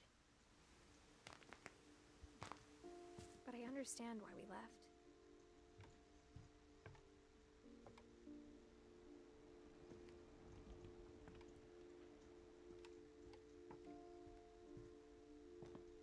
My mom ended up leaving everything behind.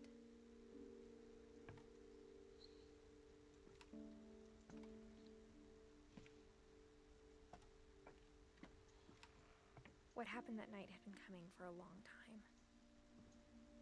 Maybe it should have come sooner. I don't know. I think intensity can deal with graphicness too. I mean, you knew exactly what it was. He cut his own head off with the thing he'd been using the whole time, and I don't know, I feel like it's graphic. It might not be as graphic to others. All that's left now was to tell you about that last night.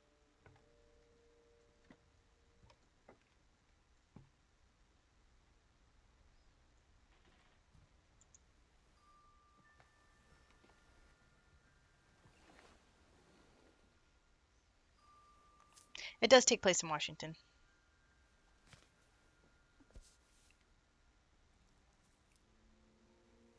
That whole last day, Edie just watched us pack and didn't say a word.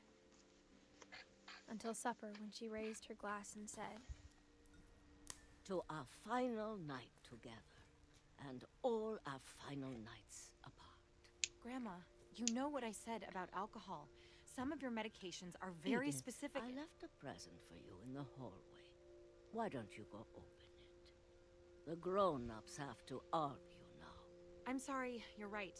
We're all leaving tomorrow. Let's just enjoy our last... I'm not leaving. Edith, you're excused. Yeah, it's based off of, like, they called it the Orca Isles.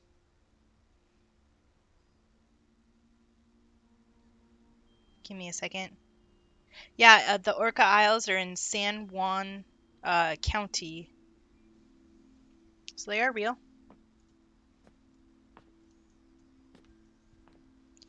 And that happens to be...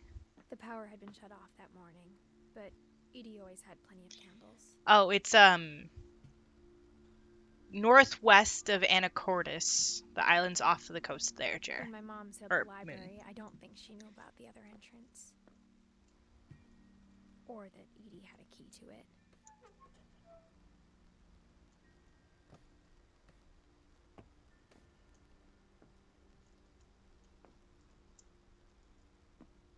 That thing you're afraid of isn't going to end when you leave the house. Edith has a right to know these stories. My children are dead because of your stories. I think it's best if Edith and I leave tonight. We'll have the nursing home send a van for you in the morning. Okay?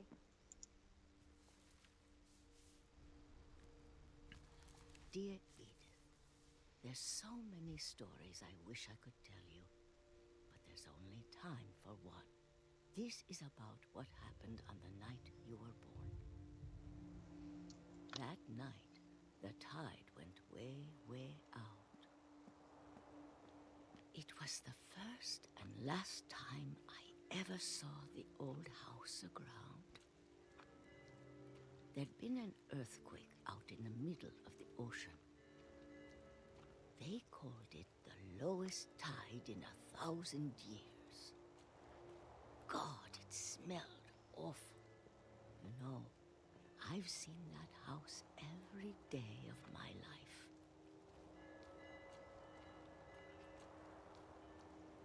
But I never thought I'd go back to it. When the fog rolled in, I lost my way.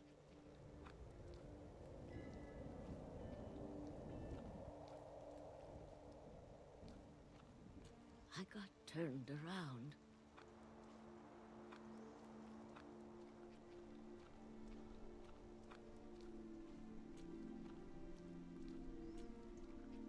For a while, I wandered.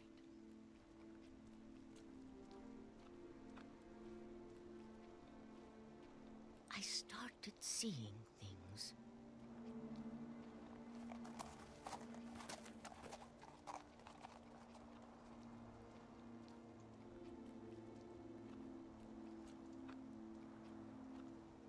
Things I'd forgotten had ever existed.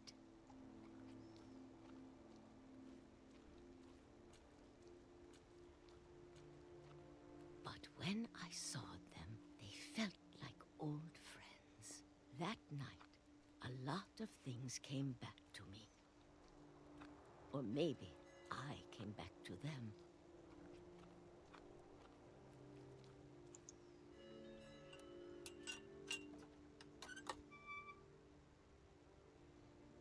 Things I can't explain, but that I need you to try and... Edith, what are you doing in here? It's mine. Edith! Mom, you're gonna rip it! Let go! I kicked and screamed, but Mom dragged me to the car. I never saw Great Grandma Edie again. The next morning, the van came to pick her up, but she was already gone. After that, we moved around a lot.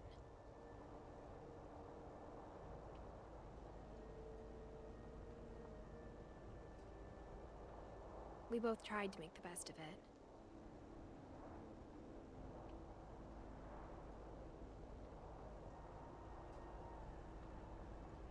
A few years went by.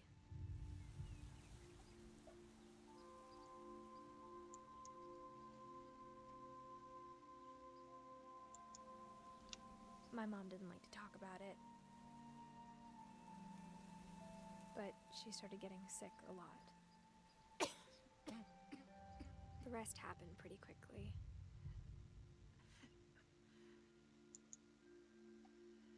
She got better for a while, and then she didn't.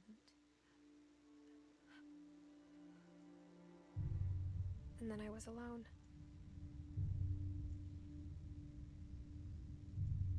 The last Finch left alive.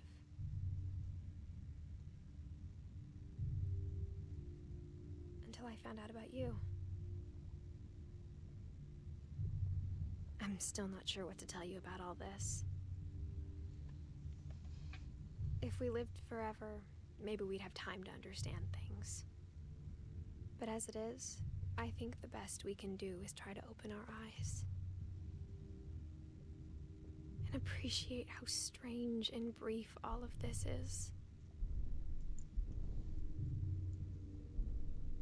This journal was supposed to be This is for also you. gross. But now I hope you'll never see it. I just want to meet you and tell you all these stories myself. Once you realize what this is, I this guess is if you're gross. reading this now, things didn't work out that way.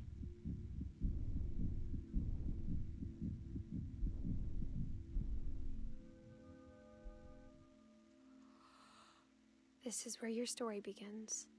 I'm sorry I won't be there to see it. It's a lot to ask, but I don't want you to be sad that I'm gone. I want you to be amazed that any of us ever had a chance to be here at all. Good luck.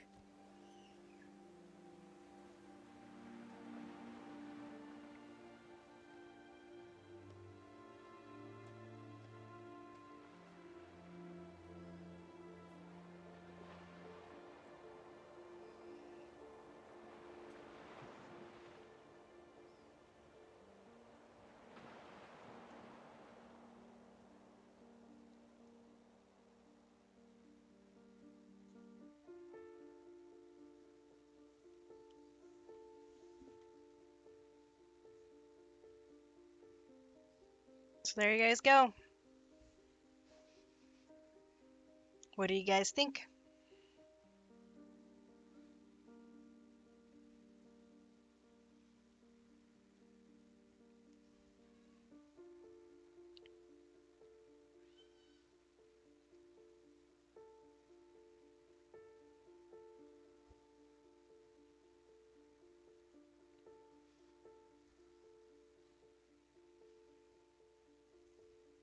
Yeah, I didn't expect to be birthed either. It was really weird.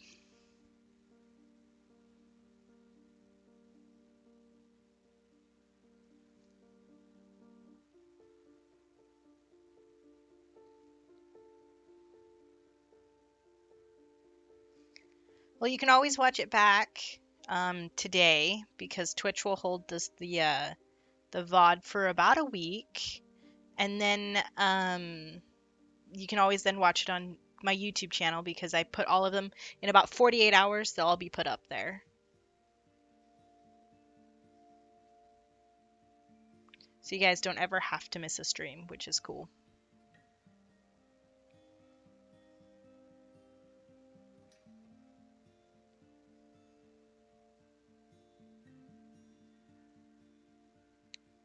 I think it's a cool story. I mean, it's difficult, but you also have to remember that, like, life can be difficult. So seeing this version of this family, everyone passing away like randomly and horrifically, it's really difficult, but at the same time it is a good reminder, everyone's life is very, very different and very, very unique, and we all have stories that we can share with one another.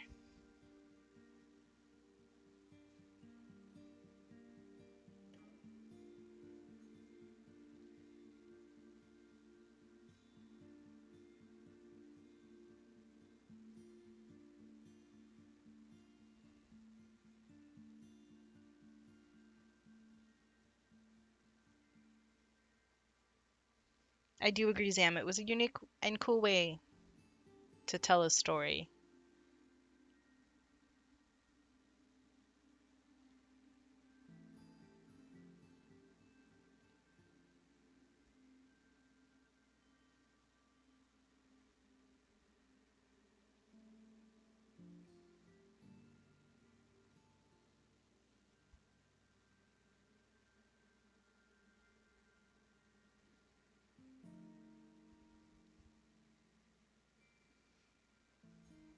I think it was a good game.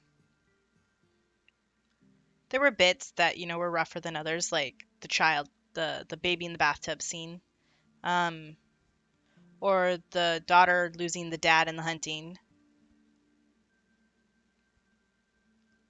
But I think overall it's a cool way to tell stories. I mean, supposedly these are called the walking sim genre, and a lot of my favorite games come from this type of genre where you get to just go around and explore and feel the story at your own pace. And I think that's cool.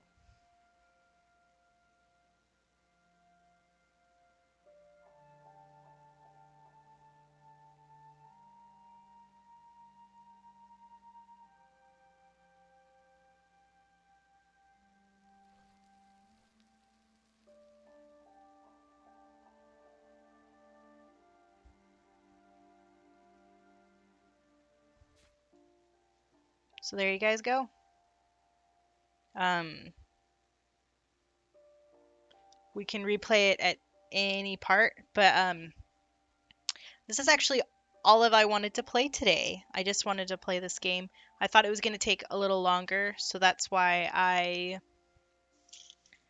started sooner. But it was almost 2 hours, which was pretty cool.